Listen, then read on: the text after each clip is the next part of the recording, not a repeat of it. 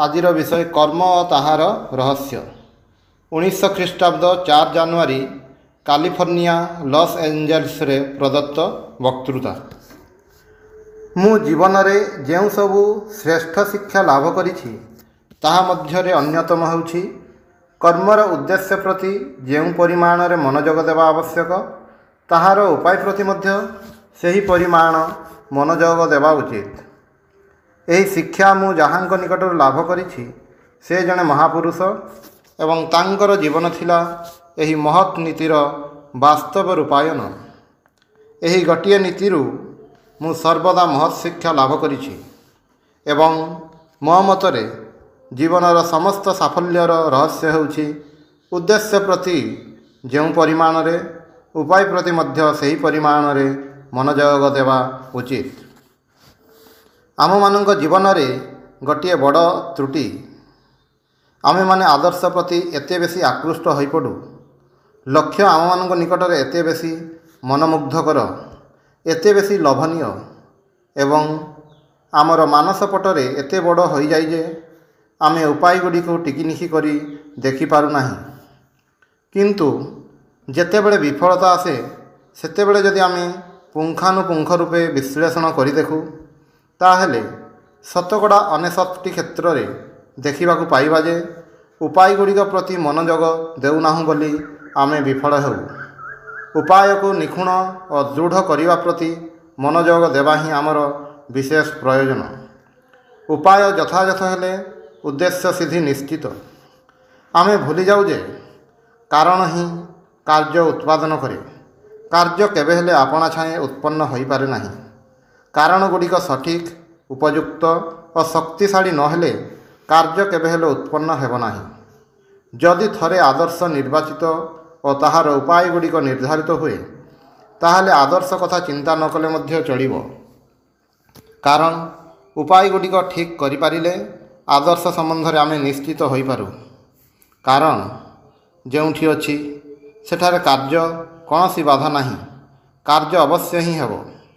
जदि कारण संबंध रे यत्नवान हेउ ताहले कार्य मध्य संपन्न हेबो। आदर्शर उपलब्धि ही कार्य उपाय गुड़िक कारण। सुतरां उपाय प्रति मनोयोग दान ही जीवन समस्या समाधानर रहस्य। यही विषयटी आमे गीतारे मध्य पाठ करूँ। सेठारे आमे यही शिक्षा पाऊ जे आम मानू कार्य करने को हेबो। समस्त शक्ति दे निरंतर कार्य करने को पड़िबो एवं जे कौनसी कार्य आमे नियुक्त हेउना काहेकि ताहा उपरे आमर समग्र मन समाहित करने को हेबो। अथच देखा हेबो जे एहा द्वारा आमे जेपरि काम रे आसक्त होई न पड़ू अर्थात अन्य कौनसी प्रभाव जेपरि कर्मरु न घुंचु।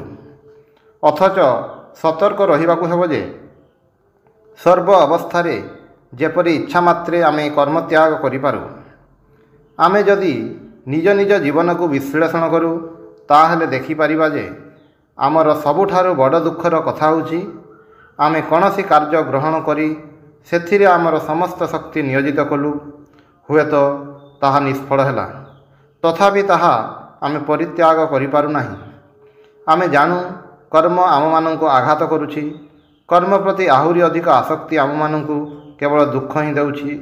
तथापि आमे एही कर्म को त्याग करिपारू नाहु। मक्षिका मधुपान करिबा पई आसिला किंतु ताहार पाद मधु भांडरे अटकी गला। से आउ बाहरी पारिला नाही। बारंबार आम मानंकर एही दुरवस्था होछि।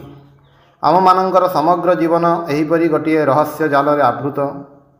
काहेकि आमे एही जगत को आसिछु।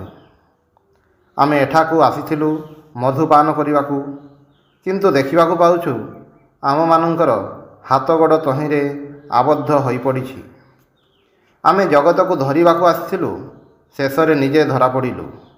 भोग करिबाकू आसिथिलु किंतु निजे भुक्त हेउछु। शासन करिबाकू आसिथिलु किंतु निजे शासित हेउछु। कार्य करिबाकू एहीपरि आसिथिलु किंतु अन्य मानक हस्तरे क्रीड़ा पुतलिका होई पड़िछु। एहीपरि घटना आमे सर्वदा देखिबाकू पाऊ। आम मानक जीवन में प्रत्येक छोट छोट घटना एहीपरि होइथाए। अन्य मानक मन और बुद्धि द्वारा आमे चालित हेउछु अथच ଆମେ ସର୍ବଦା ଅନ୍ୟମାନଙ୍କ ମନ ଓ ବୁଦ୍ଧି ଉପରେ ପ୍ରଭାବ ବିସ୍ତାର କରିବା ପାଇଁ ଚେଷ୍ଟା କରୁଛୁ। ଆମେ ଜୀବନରେ ସୁଖ ସ୍ୱାଚ୍ଛନ୍ଦ୍ୟ ଉପଭୋଗ କରିବାକୁ ଚାହୁଁ, କିନ୍ତୁ ତାହା ଆମର ପ୍ରାଣଶକ୍ତିକୁ କ୍ଷୟ କରୁଛି। ଆମେ ଚାହୁଁ ପ୍ରକୃତିଠାରୁ କିଛି ଆହରଣ କରିବା ପାଇଁ, କିନ୍ତୁ ପରିଣାମରେ ଦେଖୁ ଯେ ପ୍ରକୃତି ଆମର ସର୍ବସ୍ୱ କାଢ଼ି ନେଉଛି, ଆମମାନଙ୍କୁ ସମ୍ପୂର୍ଣ୍ଣ ରିକ୍ତ କରି ପକାଉଛି। ଯଦି ଏହିପରି ହେଉନଥାନ୍ତା, ତାହେଲେ ଜୀବନ ଆନନ୍ଦୋଜ୍ଜଳ ହୁଅନ୍ତା। ତେଣୁ ଏଗୁଡ଼ିକୁ କଦାପି ଗ୍ରାହ୍ୟ କରିବା ଉଚିତ ନୁହେଁ। ଆମେ ଯଦି ବିଷୟରେ ଜଡ଼ିତ ନ ହେଉ, ତାହେଲେ ସର୍ବବିଧ ସଫଳତା ଓ ବିଫଳତା, ସୁଖ ଓ ଦୁଃଖ ସତ୍ତ୍ୱେ ଆମମାନଙ୍କର ଜୀବନ ଅବିରାମ ଆନନ୍ଦ ଉଜ୍ଜଳ ହୋଇପାରନ୍ତା।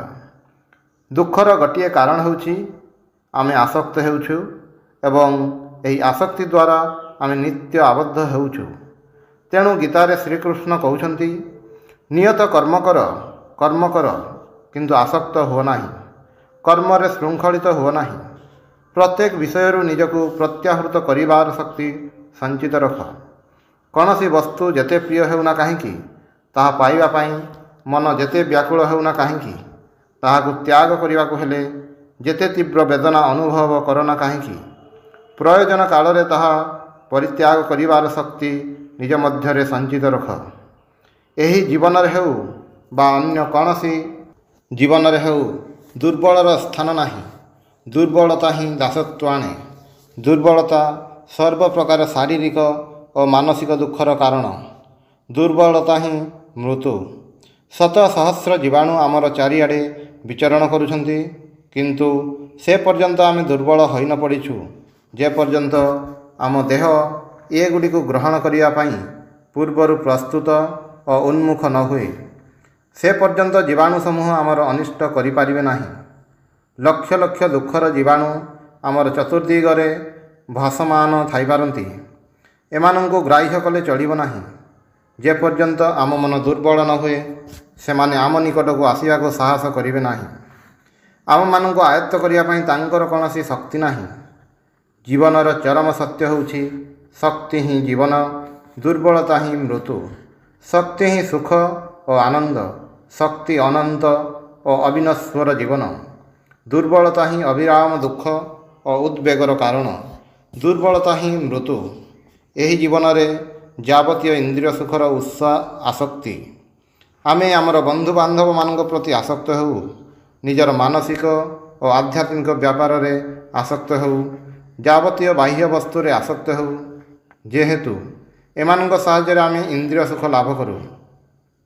ଅଧିକନ୍ତୁ ଏହି ଆସକ୍ତି ଭିନ୍ନ ଅନ୍ୟ କ'ଣ ଅଛି ଯାହା ଆମମାନଙ୍କୁ ଦୁଃଖ ଦେଇପାରେ? ଆନନ୍ଦ ଲାଭ କରିବାକୁ ହେଲେ ଆମମାନଙ୍କୁ ଆସକ୍ତିହୀନ ହେବାକୁ ପଡ଼ିବ। ଇଚ୍ଛା ମାତ୍ରେ ଅନାସକ୍ତ ହେବାର ଶକ୍ତି ଯଦି ଆମର ଥାନ୍ତା, ତାହେଲେ କୌଣସି ଦୁଃଖ ରହନ୍ତା ନାହିଁ। କେବଳ ସେହି ବ୍ୟକ୍ତି ହିଁ ପ୍ରକୃତିର ଶ୍ରେଷ୍ଠ ବସ୍ତୁ ଲାଭ କରିବେ, ଯେ ସମଗ୍ର ଶକ୍ତି ଦେଇ କୌଣସି ବସ୍ତୁରେ ଆସକ୍ତ ହେବାର ସାମର୍ଥ୍ୟ ଲାଭ କରିବା ସତ୍ତ୍ୱେ ପ୍ରୟୋଜନ ବୋଧରେ ନିଜକୁ ଅନାସକ୍ତ କରିପାରନ୍ତି।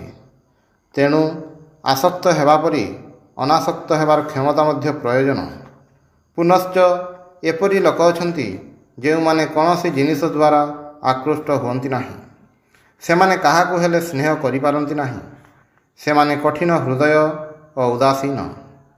ଅବଶ୍ୟ ଜୀବନରେ ଅଧିକାଂଶ ଦୁଃଖ ସେମାନେ ଏଡ଼ାଇ ଯାଆନ୍ତି, କିନ୍ତୁ କାନ୍ଥ ଯେପରି କୌଣସି ଦୁଃଖ ବୋଧ କରେ ନାହିଁ, କେବେ ହେଲେ ସ୍ନେହ କରେ ନାହିଁ, କୌଣସି ଆଘାତ ମଧ୍ୟ ପାଏ ନାହିଁ, ସେମାନେ ମଧ୍ୟ ଠିକ୍ ଏହି କାନ୍ଥ ପରି ହୋଇ ରହନ୍ତି। ନିତାନ୍ତ ଅନୁଭୂତିହୀନ କାନ୍ଥ ହେବା ଅପେକ୍ଷା କୌଣସି ଜିନିଷ ପ୍ରତି ଆକୃଷ୍ଟ ହେବା ବା ଆସକ୍ତି ଅନୁଭବ କରିବା ବରଂ ଭଲ। ଯେ କେବେ ହେଲେ କାହାକୁ ଭଲ ପାଏ ନାହିଁ, ଯେ କଠିନ ହୃଦୟ ଓ ପାଷାଣ ତୁଲ୍ୟ, ସେ ଜୀବନରେ ଅଧିକାଂଶ ଦୁଃଖ ଏଡ଼ାଇବା ସଙ୍ଗେ ସଙ୍ଗେ ଆନନ୍ଦରୁ ମଧ୍ୟ ବଞ୍ଚିତ ହୁଏ। ଏପରି ଅବସ୍ଥା ଆମର କାମ୍ୟ ନୁହେଁ। ଏହା ଦୁର୍ବଳତା, ଏହା ମୃତ୍ୟୁତୁଲ୍ୟ। ଯେଉଁ ହୃଦୟ କେବେ ହେଲେ ଦୁର୍ବଳତା ଅନୁଭବ କରିନାହିଁ, ଦୁଃଖ ଅନୁଭବ କରିନାହିଁ, ସେହି ହୃଦୟ ଜାଗ୍ରତ ମଧ୍ୟ ହୋଇନାହିଁ। ତାହା ସ୍ପନ୍ଦନହୀନ ଜଡ଼ ଅବସ୍ଥା। ଏପରି ଅବସ୍ଥା ଆମର କାମ୍ୟ ନୁହେଁ। ପୁନଶ୍ଚ ପ୍ରେମର ଏହି ମହାଶକ୍ତି, ଆସକ୍ତିର ଏହି ପ୍ରବଳ ଆକର୍ଷଣ, ଗୋଟିଏ ମାତ୍ର ବସ୍ତୁ ପ୍ରତି ସମସ୍ତ ମନପ୍ରାଣ ଢାଳି ଦେଇ ନିଜର ସତ୍ତାକୁ ଅନ୍ୟ ସକାଶେ ନିଃଶେଷ କରିଦେବାର ଦୈବ ଶକ୍ତି, ତାହା ମଧ୍ୟ ଆମର କାମ୍ୟ ନୁହେଁ। କାରଣ ଆମେମାନେ ଦେବଗଣଙ୍କ ଅପେକ୍ଷା ଉଚ୍ଚତର ମହତ୍ତର ହେବାକୁ ଚାହୁଁ। ପୂର୍ଣ୍ଣଜ୍ଞାନୀ ପ୍ରେମର ଗୋଟିଏ ବିନ୍ଦୁରେ ନିଜର ସମଗ୍ର ଚିତ୍ତ ସମାହିତ କରିବା ସତ୍ତ୍ୱେ ଅନାସକ୍ତ ରହନ୍ତି। ଏହି ଅବସ୍ଥା କିପରି ଆମେ ଲାଭ କରୁ? ଏହି ରହସ୍ୟ ହିଁ ଆମମାନଙ୍କୁ ଶିକ୍ଷା କରିବାକୁ ହେବ। ଭିକ୍ଷୁକ କେବେ ହେଲେ ସୁଖୀ ହୁଏ ନାହିଁ। ସେ ଯତ୍କିଞ୍ଚିତ୍ ଭିକ୍ଷା ପାଏ, ତାହା ପଶ୍ଚାତରେ ଥାଏ କରୁଣା ଓ ଘୃଣା। ଭିକ୍ଷୁକ ଯେ ଜଣେ ନୀଚ ବ୍ୟକ୍ତି, ଏହିପରି ଏକ ମନୋଭାବ ଆମର ଦାନ ପଶ୍ଚାତରେ ରହିଥାଏ। ସେ ଯାହା ପାଏ ତାହା କେବେ ହେଲେ ଯଥାର୍ଥ ଭାବେ ଉପଭୋଗ କରିପାରେ ନାହିଁ। ଆମେମାନେ ସମସ୍ତେ ଭିକ୍ଷୁକ। ଆମେ ଯାହା କରୁନା କାହିଁକି ତାହାର ପ୍ରତିଦାନ ଚାହୁଁ। ଆମେମାନେ ଜୀବନ ଓ ଧର୍ମକୁ ନେଇ ବ୍ୟବସାୟ କରୁ। ହାୟ, ଆମେ ପ୍ରେମର ମଧ୍ୟ ବ୍ୟବସାୟ କରୁ। ତୁମେ ଯଦି ବ୍ୟବସାୟ କରିବାକୁ ଆସିଥାଅ, ଆଦାନ ପ୍ରଦାନ କ୍ରୟ ବିକ୍ରୟର ପ୍ରଶ୍ନ ଯଦି ତୁମ ନିକଟରେ ପ୍ରଧାନ ହୋଇଥାଏ, ତାହେଲେ କ୍ରୟ ବିକ୍ରୟର ନୀତି ଅନୁସରଣ କର। ବ୍ୟବସାୟ କ୍ଷେତ୍ରରେ ଭଲ ସମୟ ପରି ମନ୍ଦ ସମୟ ମଧ୍ୟ ଅଛି। ଦ୍ରବ୍ୟ ମୂଲ୍ୟର ଉତ୍ଥାନ ଓ ପତନ ମଧ୍ୟ ଅଛି। ସର୍ବଦା ଆଘାତର ଆଶଙ୍କା ମଧ୍ୟ ଅଛି। ଘଟଣାଟି ଦର୍ପଣରେ ମୁହଁ ଦେଖିଲା ପରି। ତୁମର ମୁହଁ ପ୍ରତିବିମ୍ବିତ ହେଲା, ମୁଖଭଙ୍ଗୀ କର, ଦର୍ପଣରେ ମଧ୍ୟ ମୁଖଭଙ୍ଗୀ ଦେଖାଯିବ। ତୁମେ ଯଦି ହସ, ଦର୍ପଣ ମଧ୍ୟ ହସିବ, ସେଥିରେ ହସ ପ୍ରତିବିମ୍ବିତ ହେବ। ଏହା ହିଁ କ୍ରୟ ବିକ୍ରୟ, ଏହା ହିଁ ଆଦାନ ପ୍ରଦାନ। ଆମେ ଆବଦ୍ଧ ହୋଇପଡ଼ୁ। କାହିଁକି ଆବଦ୍ଧ ହେଉ? ଯାହା ପାଉ ସେଥିପାଇଁ ନୁହେଁ, ପରନ୍ତୁ ଯାହା ଆଶା କରୁ ସେଥିପାଇଁ। ପ୍ରେମର ପ୍ରତିଦାନରେ ଆମେ ଦୁଃଖ ପାଉ, ଭଲ ପାଉ ବୋଲି ନୁହେଁ, ବରଂ ପ୍ରତିଦାନରେ ପ୍ରେମ ଆଶା କରୁ ବୋଲି। ଆକାଂକ୍ଷା ଯେଉଁଠାରେ ନାହିଁ, ଦୁଃଖ ମଧ୍ୟ ସେଠାରେ ନାହିଁ। ବାସନା ଅଭାବବୋଧ ହିଁ ସମସ୍ତ ଦୁଃଖର ମୂଳ। ସଫଳତା ଓ ବିଫଳତାର ନିୟମରେ ବାସନା ସମୂହ ଆବଦ୍ଧ। ବାସନା ଅବଶ୍ୟ ହିଁ ଦୁଃଖ ଆଣିବ। ସୁତରାଂ ପ୍ରକୃତ ସଫଳତା, ପ୍ରକୃତ ସୁଖର ଶ୍ରେଷ୍ଠ ରହସ୍ୟ ହେଉଛି ଯେ ପ୍ରତିଦାନ ଚାହାନ୍ତି ନାହିଁ, ଯେ ସମ୍ପୂର୍ଣ୍ଣ ଭାବେ ନିଃସ୍ୱାର୍ଥପର, ସେ ସର୍ବାଧିକ କୃତକାର୍ଯ୍ୟ। କଥାଟା ଦୁର୍ବୋଧ୍ୟ ପରି ମନେ ହୁଏ। ଆମେ କ'ଣ ଜାଣୁନା ଯେ ପ୍ରତ୍ୟେକ ନିଃସ୍ୱାର୍ଥପର ବ୍ୟକ୍ତି ଜୀବନରେ ପ୍ରତାରିତ ହୁଅନ୍ତି, ଆଘାତପ୍ରାପ୍ତ ହୁଅନ୍ତି। ଆପାତତଃ ତାହା ସତ୍ୟ। ଯୀଶୁଖ୍ରୀଷ୍ଟ ନିଃସ୍ୱାର୍ଥପର ଥିଲେ, ତଥାପି କ୍ରୁଶବିଦ୍ଧ ହୋଇଥିଲେ, ତାହା ସତ୍ୟ। କିନ୍ତୁ ଆମେ ଜାଣୁ, ଗୋଟିଏ ମହାନ ବିଜୟର କୋଟି କୋଟି ମନୁଷ୍ୟର ଜୀବନକୁ ପ୍ରକୃତ ସାଫଲ୍ୟର କଲ୍ୟାଣର ମଣ୍ଡିତ କରିବା ପାଇଁ ତାଙ୍କର ଏହି ନିଃସ୍ୱାର୍ଥପରତା। କିଛି ହେଲେ ଆକାଂକ୍ଷା କର ନାହିଁ, ପ୍ରତିଦାନରେ କିଛି ହେଲେ ଚାହଁ ନାହିଁ। ଯାହା ତୁମର ଦେବାର ଅଛି ଦିଅ, ତାହା ତୁମ ନିକଟକୁ ଫେରିଆସିବ। କିନ୍ତୁ ସେହି ବିଷୟରେ ବର୍ତ୍ତମାନ ଚିନ୍ତା କର ନାହିଁ। ସହସ୍ର ଗୁଣ ବର୍ଦ୍ଧିତ ହୋଇ ତାହା ଫେରିଆସିବ, କିନ୍ତୁ ତାହା ଉପରେ କେବେ ହେଲେ ମନୋନିବେଶ କରିବ ନାହିଁ। ଦାନର ଶକ୍ତି ଲାଭ କର। ଯାହା ଅଛି ଦେଇଯାଅ, କିଛି ଆଶା କର ନାହିଁ। ଶିକ୍ଷା କର ଯେ ଦାନ କରିବା ପାଇଁ ଏହି ଜୀବନ, ପ୍ରକୃତି ତୁମକୁ ଦାନ କରିବା ପାଇଁ ବାଧ୍ୟ କରିବ। ସୁତରାଂ ସ୍ୱେଚ୍ଛାରେ ଦାନ କର। ଶୀଘ୍ର ହେଉ କିମ୍ବା ବିଳମ୍ବରେ ହେଉ, ତୁମକୁ ତ୍ୟାଗ କରିବାକୁ ପଡ଼ିବ। ଯାହା ଦେୟ ତାହା ଦେବାକୁ ହିଁ ପଡ଼ିବ। ତୁମେ ଏହି ସଂସାରକୁ ଆସିଥାଅ ସଞ୍ଚୟ କରିବା ପାଇଁ। ମୁଷ୍ଟିବଦ୍ଧ କରି ତୁମେ ଗ୍ରହଣ କରିବାକୁ ଚାହଁ, କିନ୍ତୁ ପ୍ରକୃତି ତୁମର ଗଳା ଚିପି ତୁମକୁ ଦାନ କରିବାକୁ ବାଧ୍ୟ କରେ। ତୁମର ଇଚ୍ଛା ଥାଉ କିମ୍ବା ନଥାଉ, ତୁମକୁ ଦେବାକୁ ହିଁ ପଡ଼ିବ। ଯେଉଁ ମୁହୂର୍ତ୍ତରେ ତୁମେ କହିବ ମୁଁ ଦେବି ନାହିଁ, ସେହି ମୁହୂର୍ତ୍ତରେ ଆଘାତ ଆସି ତୁମକୁ ଦୁଃଖ ଦେବ। ଏପରି କେହି ନାହିଁ ଯେ ପରିଣାମରେ ସର୍ବସ୍ୱ ତ୍ୟାଗ କରିବାକୁ ବାଧ୍ୟ ହେବ ନାହିଁ। ଏହି ନିୟମ ବିରୋଧରେ ଯେ ଯେତେ ବେଶୀ ସଂଗ୍ରାମ କରିବ, ସେ ସେତେ ବେଶୀ ଦୁଃଖ ଅନୁଭବ କରିବ। ଆମେ ତ୍ୟାଗ କରିବାକୁ ସାହସ କରୁନାହୁଁ ବୋଲି ପ୍ରକୃତିର ଏହି ବିରାଟ ଦାବି ବିନୀତ ଭାବେ ମାନିବାକୁ ସ୍ୱୀକାର କରୁନାହିଁ ବୋଲି ହିଁ ଦୁଃଖ ପାଉ। ଧର ଅରଣ୍ୟ ଲୋପ ପାଇଲା, କିନ୍ତୁ ଏହାର ଫଳସ୍ୱରୂପ ଆମେ ସୂର୍ଯ୍ୟର ଉତ୍ତାପ ପାଉ। ସୂର୍ଯ୍ୟ ସାଗରରୁ ଜଳ ଆହରଣ କରି ବୃଷ୍ଟିଧାରା ରୂପେ ଏହା ପ୍ରତ୍ୟର୍ପଣ କରେ। ତୁମେ ଆଦାନ ପ୍ରଦାନର ଯନ୍ତ୍ର ସ୍ୱରୂପ। ତୁମେ ମଧ୍ୟ ଦାନ କରିବା ପାଇଁ ଗ୍ରହଣ କର। ସୁତରାଂ ପ୍ରତିଦାନରେ କିଛି ହେଲେ ଚାହୁଁ ନାହିଁ। ଯେତେ ବେଶୀ ଦାନ କରିବ, ଠିକ୍ ସେତିକି ତୁମ ନିକଟକୁ ଫେରିଆସିବ। ଯେତେ ଶୀଘ୍ର କକ୍ଷଟି ବାୟୁଶୂନ୍ୟ କରିବ ସେତେ ଶୀଘ୍ର ଏହା ବାହାରର ବାୟୁ ଦ୍ୱାରା ପୂର୍ଣ୍ଣ ହେବ। କିନ୍ତୁ ସମସ୍ତ ଦରଜା ସମସ୍ତ ଛିଦ୍ର ବନ୍ଦ କରିଦେଲେ ବାହାରର ବାୟୁ କେବେ ହେଲେ ଭିତରକୁ ଆସିବ ନାହିଁ। ଫଳରେ ଭିତରର ବାୟୁ ଗତିହୀନ ହୋଇ ଦୂଷିତ ଓ ବିଷାକ୍ତ ହେବ। ନଦୀ ଅବିରତ ସାଗର ମଧ୍ୟରେ ନିଜକୁ ନିଃଶେଷିତ କରୁଛି ଏବଂ ସଙ୍ଗେ ସଙ୍ଗେ ପୂର୍ଣ୍ଣ ମଧ୍ୟ ହେଉଛି। ସାଗର ମଧ୍ୟରେ ନଦୀର ନିର୍ଗମନ ରୁଦ୍ଧ କର ନାହିଁ। ଯେଉଁ ମୁହୂର୍ତ୍ତରେ ଏହା କରିବ ସେହି ମୁହୂର୍ତ୍ତରେ ତୁମେ ମୃତ୍ୟୁ କବଳରେ ପଡ଼ିବ। ସୁତରାଂ ଭିକ୍ଷୁକ ହୁଅ ନାହିଁ, ଅନାସକ୍ତ ହୁଅ। ଏହା ଜୀବନରେ ସର୍ବାଧିକ ଦୁଷ୍କର କାର୍ଯ୍ୟ। ଏହି ପଥରେ ଯେ କେତେ ବିପଦ ତାହା ନିର୍ଣ୍ଣୟ କରିପାରିବ ନାହିଁ। ଏପରିକି ବୁଦ୍ଧିବୃତ୍ତିର ସାହାଯ୍ୟରେ ଏହି ପଥର ବାଧାବିଘ୍ନ ସମୂହ ଅବଗତ ହେଲେ ମଧ୍ୟ ଯେଉଁ ମୁହୂର୍ତ୍ତ ପର୍ଯ୍ୟନ୍ତ ତାହା ମନ ପ୍ରାଣରେ ଅନୁଭବ ନ କରୁ ସେ ପର୍ଯ୍ୟନ୍ତ ଆମେ ଏହା ସଠିକ୍ ଭାବରେ ଜାଣିପାରୁ ନାହିଁ। ଦୂରରୁ ଗୋଟିଏ ପ୍ରମୋଦ ଉଦ୍ୟାନର ଦୃଶ୍ୟ ଆମର ନୟନଗୋଚର ହୋଇପାରେ, କିନ୍ତୁ ସେଥିରେ ଲାଭ କ'ଣ?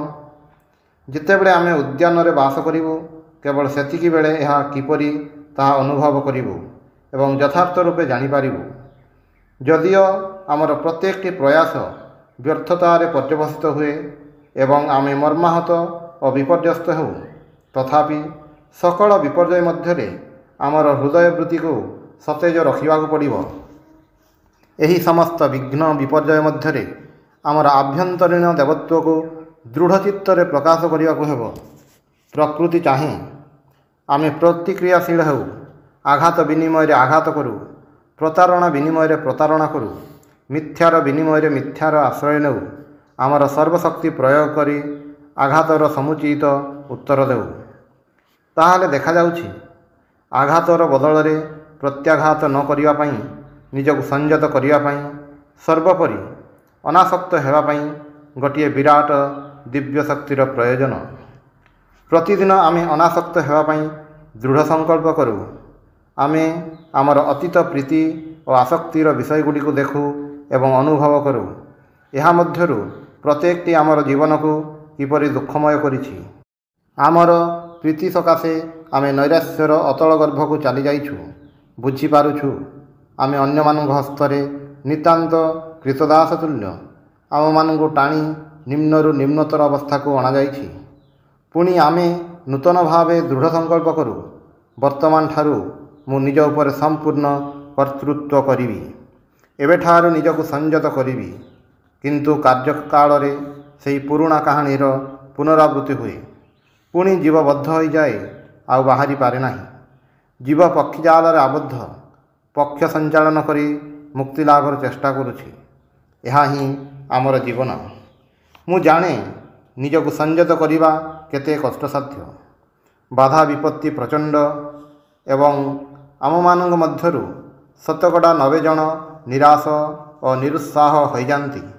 କାଳକ୍ରମେ ଆମେ ଅଧିକାଂଶ କ୍ଷେତ୍ରରେ ଦୁଃଖବାଦୀ ହୋଇ ସାଧୁତା, ପ୍ରେମ ଏବଂ ଜୀବନରେ ଯାହା କିଛି ଉଦାର ଓ ମହତ୍ ସେଥିରେ ବିଶ୍ୱାସ ହରାଉ।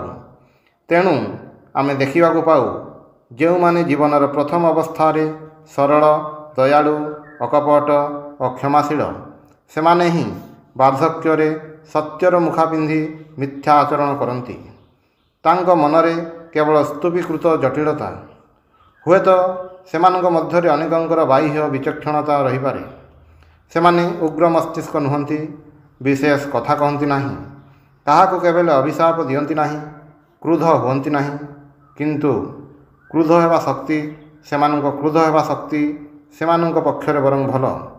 ଅଭିଶାପ ଦେବାର ସାମର୍ଥ୍ୟ ମଧ୍ୟ ସହସ୍ର ଗୁଣରେ ଭଲ, କିନ୍ତୁ ସେମାନେ ସେଥିପାଇଁ ଅସମର୍ଥ। ତାଙ୍କର ହୃଦୟବୃତ୍ତି ସ୍ତବ୍ଧ, କାରଣ ସେମାନଙ୍କ ଦେହରେ ମୃତ୍ୟୁର ଶୀତଳ ସ୍ପର୍ଶ ଲାଗିଛି। ସେମାନେ ନିଷ୍କ୍ରିୟ, ଏପରିକି ଅଭିସମ୍ପାତ ମଧ୍ୟ କରିପାରନ୍ତି ନାହିଁ, ପଦେ କର୍କଶ କଥା ମଧ୍ୟ କହିପାରନ୍ତି ନାହିଁ। ଏହି ସବୁଠାରୁ ଆମମାନଙ୍କୁ ନିଷ୍କୃତ ପାଇବାକୁ ହେବ। ତେଣୁ ମୁଁ କହୁଛି ଆମର ଅସାଧାରଣ ଐଶୀ ଶକ୍ତିର ପ୍ରୟୋଜନ। ସାଧାରଣ ଅଲୌକିକ କ୍ଷମତା ଯଥେଷ୍ଟ ନୁହେଁ। ଅସାଧାରଣ ଐଶୀ ଶକ୍ତି ହିଁ ଏକମାତ୍ର ଉପାୟ, ମୁକ୍ତିର ଏକମାତ୍ର ପଥ। ଏକମାତ୍ର ଏହାରି ସାହାଯ୍ୟରେ ଆମେ ସମସ୍ତ ଜଟିଳତା ଅତିକ୍ରମ କରିପାରିବୁ। ଅକ୍ଷତ ଦେହରେ ଅଜସ୍ର ଦୁଃଖରାଶି ଉତ୍ତୀର୍ଣ୍ଣ ହୋଇପାରିବୁ। ଆମେ ଖଣ୍ଡ ବିଖଣ୍ଡ ହୋଇପାରୁ, ସତତା ବିଚ୍ଛିନ୍ନ ହୋଇପାରୁ, ତଥାପି ଏହି ଶକ୍ତି ସାହାଯ୍ୟରେ ଆମର ହୃଦୟ ବୃତ୍ତି ସର୍ବଦା ମହତ୍ରୁ ମହତ୍ତର ହୋଇଉଠିବ। ଏହା ଖୁବ୍ କଠିନ, କିନ୍ତୁ ନିରନ୍ତର ଅଭ୍ୟାସ ଦ୍ୱାରା ଆମେ ଏହା ଅତିକ୍ରମ କରିପାରିବୁ। ଆମକୁ ବୁଝିବାକୁ ହେବ, ଆମର କୌଣସି ବିପଦ ହୋଇପାରେ ନାହିଁ ଯେ ପର୍ଯ୍ୟନ୍ତ ଆମେ ନିଜକୁ ସେହି ପରିସ୍ଥିତିର ଅନୁକୂଳ ଅବସ୍ଥାକୁ ନ ଆଣୁ। ମୁଁ ଏହି କ୍ଷଣି କହିଲି, ଯେ ପର୍ଯ୍ୟନ୍ତ ଦେହ ରୋଗ ପାଇଁ ପ୍ରସ୍ତୁତ ନ ହୁଏ ସେ ପର୍ଯ୍ୟନ୍ତ କୌଣସି ରୋଗ ଦେହକୁ ସ୍ପର୍ଶ କରିପାରେ ନାହିଁ। ରୋଗ କେବଳ ଜୀବାଣୁ ଉପରେ ନିର୍ଭର କରେ ନାହିଁ, ପରନ୍ତୁ ଦେହ ଅଭ୍ୟନ୍ତରସ୍ଥ ରୋଗ ପ୍ରବଣତା ଉପରେ ମଧ୍ୟ ନିର୍ଭର କରେ। ଆମେ ଯାହା ପାଇବା ଯୋଗ୍ୟ ତାହା ହିଁ ପାଉ। ଅହଙ୍କାର ତ୍ୟାଗ କରି ଏହା ଆମେ ଯେପରି ବୁଝୁ, ସଙ୍ଗତ କାରଣ ଛଡ଼ା କେହି କେବେ ହେଲେ ଦୁଃଖଗ୍ରସ୍ତ ହୁଏ ନାହିଁ। କେବେ ହେଲେ କୌଣସି ଆଘାତ ଅକାରଣରେ ଆସିନାହିଁ। କେବେ ହେଲେ ଏପରି କୌଣସି ଅକଲ୍ୟାଣ ସଂଘଟିତ ହୋଇନାହିଁ ଯାହା ପାଇଁ ଆମେ ନିଜ ହସ୍ତରେ ପଥ ପ୍ରସ୍ତୁତ କରିନାହୁଁ। ଏହା ଆମମାନଙ୍କୁ ଜାଣିବାକୁ ହେବ। ନିଜକୁ ବିଶ୍ଳେଷଣ କଲେ ଦେଖାଯିବ ଯେ ଯଦି ତୁମେ କୌଣସି ଆଘାତ ପାଇଛ, ସେଥିପାଇଁ ନିଜକୁ ପ୍ରସ୍ତୁତ କରିଥିଲ ବୋଲି ତାହା ତୁମ ନିକଟରେ ଉପସ୍ଥିତ ହୋଇଥିଲା। ତୁମେ ଅଧେ ପ୍ରସ୍ତୁତ କରିଛ ଓ ବାକି ଅଧେ କରିଛି ବହିର୍ଜଗତ। ଏହି ଭାବରେ ଆଘାତ ଆସିଥିଲା। ଏହି ଉପଲବ୍ଧି ଆମମାନଙ୍କୁ ଶାନ୍ତ କରିବ। ସଙ୍ଗେ ସଙ୍ଗେ ଏହି ବିଶ୍ଳେଷଣରୁ ଗୋଟିଏ ଆଶାର ବାଣୀ ଆସିବ ଏବଂ ସେହି ଆଶାର ବାଣୀ ଏହିପରି ବାହ୍ୟ ପ୍ରକୃତି ଉପରେ ଆମର କୌଣସି ପ୍ରଭାବ ନାହିଁ। କିନ୍ତୁ ଯାହା ଆମ ଭିତରେ, ଯାହା ଆମ ନିକଟରେ, ଅର୍ଥାତ୍ ଆମର ନିଜସ୍ୱ ଜଗତ, ତାହା ଆମର ନିୟନ୍ତ୍ରଣାଧୀନ। ଜୀବନରେ ବ୍ୟର୍ଥତା ଘଟାଇବା ପାଇଁ ଯଦି ଉଭୟର ପ୍ରୟୋଜନ ହୁଏ, ଆମକୁ ଆଘାତ ଦେବା ପାଇଁ ଯଦି ଉଭୟର ଆବଶ୍ୟକ ହୁଏ, ତାହେଲେ ଏହି ଦୁଇଟି ମଧ୍ୟରୁ ଯାହା ଆମ ହାତରେ ତାହା ମୁଁ ଛାଡ଼ିଦେବି ନାହିଁ। ଏହି କ୍ଷେତ୍ରରେ କିପରି ଆଘାତ ଆସିପାରେ? ଆମେ ଯଦି ନିଜ ଉପରେ ଯଥାର୍ଥ ପ୍ରଭାବ ବିସ୍ତାର କରିପାରୁ, ତାହେଲେ ଆଘାତ କେବେ ହେଲେ ଆସିବ ନାହିଁ। ଶୈଶବରୁ ସର୍ବଦା ଆମେ ବାହାରର କୌଣସି ବସ୍ତୁ ଉପରେ ଦୋଷାରୋପ କରିବାକୁ ଚେଷ୍ଟା କରୁଥାଉ। ସର୍ବଦା ପରକୁ ସଂଶୋଧନ କରିବା ପାଇଁ ଆମେ ପ୍ରସ୍ତୁତ, କିନ୍ତୁ ନିଜକୁ ସଂଶୋଧନ କରିବାକୁ ପ୍ରସ୍ତୁତ ନୁହଁ। ଦୁର୍ଦ୍ଦଶାରେ ପଡ଼ିଲେ ହାୟ, ଏହି ଜଗତ ଦାନବର ରାଜ୍ୟ ବୋଲି କହୁ। ଆମେ ଅନ୍ୟ ଲୋକକୁ ଅଭିଶାପ ଦେଇ କହୁ, ଅଜ୍ଞାନ ମୋହରେ ଆଚ୍ଛନ୍ନ ମୂର୍ଖଙ୍କ ଦଳ। କିନ୍ତୁ ପ୍ରକୃତରେ ଆମେ ଯଦି ଏତେ ସତ୍ ହେଉ, ତେବେ କାହିଁକି ଏପରି ଜଗତରେ ରହିଛୁ? ଏହି ଜଗତ ଯଦି ଶୈତାନମାନଙ୍କ ରାଜ୍ୟ, ତାହେଲେ ଆମେ ମଧ୍ୟ ଦାନବ। ନତୁବା ଆମେ କାହିଁକି ଏ ଜଗତରେ ରହିବୁ? ହାୟ, ଏହି ଜଗତର ଲୋକମାନେ ଏତେ ସ୍ୱାର୍ଥପର, ଏହା ସତ୍ୟ। କିନ୍ତୁ ଆମେମାନେ ଯଦି ସେମାନଙ୍କ ତୁଳନାରେ ଭଲ ହେଉ, ତାହେଲେ ତାଙ୍କ ସହିତ ଆମେ କାହିଁକି ବାସ କରିବୁ?